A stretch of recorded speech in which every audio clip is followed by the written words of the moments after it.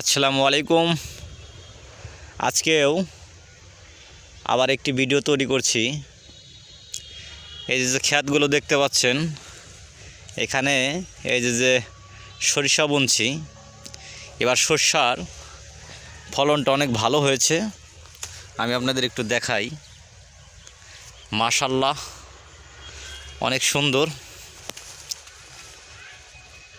আশা করা যাচ্ছে আর কয়েকদিনের ভিতরেই এই সরিষাগুলো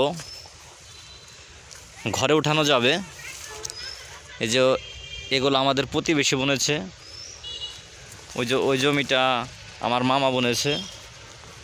এই যে জমিটা দেখতে পাচ্ছেন, এটা আমরা বুনেছি। তো সবার ক্ষেতেই খুব ভালো সরিষা হয়েছে। আশা করছি এবার প্রতি বিঘায়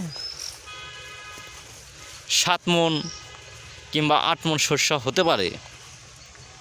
এত সুন্দর সরিষা অনেক বছর পর আমি দেখলাম।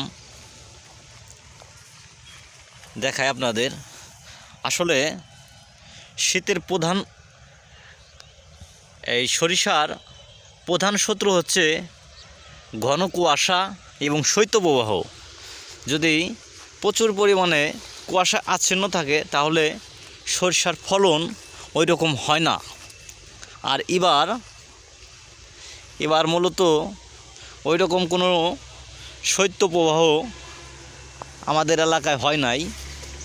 প্রতিদিনই রৌদ্রোজ্জ্বল আবহাওয়া ছিল, যার কারণে সরিষার এত সুন্দর ফলন। দেখুন এক একটা সরিষার কীরকম ফলন হয়েছে। তো এবার সর্বোচ্চ সরিষার ফলন আশা করা যাচ্ছে। এটা আমার মামার ক্ষেত। এখানে হলো ঘাস বুনছে, নেপিয়ার ঘাস। এই যে এখানে একটা কাঠ বাগান। এই বাগানের ওই দক্ষিণ পাশে একটা পেয়ারা গাছ আছে। আগে এক সময় 2-1টা পেয়ারা খেতাম। তো এখন গাছটা আছে কি না, প্রায় 6 মাস পর হলো আমি এখানে এসেছি। চকের ভিতরে প্রতিদিন চলাফেরা করি, কিন্তু এই বাগানটায় অনেক দিন পর আসলাম। এই যে গাছগুলো দেখতে পাচ্ছেন, মেহগনি, বিভিন্ন জাতের গাছ। এগুলো মোটামুটি 5 বছর বা 4 বছর এরকম হবে রোপণ করছে। দেখা যাবে যে আগামী মোটামুটি 10 বছর পর এই এক একটা গাছ অনেক ভালো ফলন দিবে।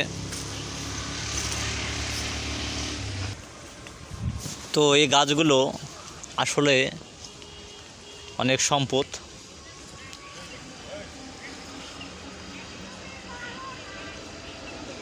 তো আসলে যারা আমার ভিডিও ওই রকম লাইক করেন না, কমেন্ট করেন না, আপনাদেরকে একটু বলবো, আপনাদের একটু উৎসাহ পেলে আমি আরও ভালো ভিডিও তৈরি করতে পারবো। সকলকে ধন্যবাদ ভিডিওটি দেখার জন্য। অবশ্যই একটি লাইক করে যাবেন। সকলে ভালো থাকবেন।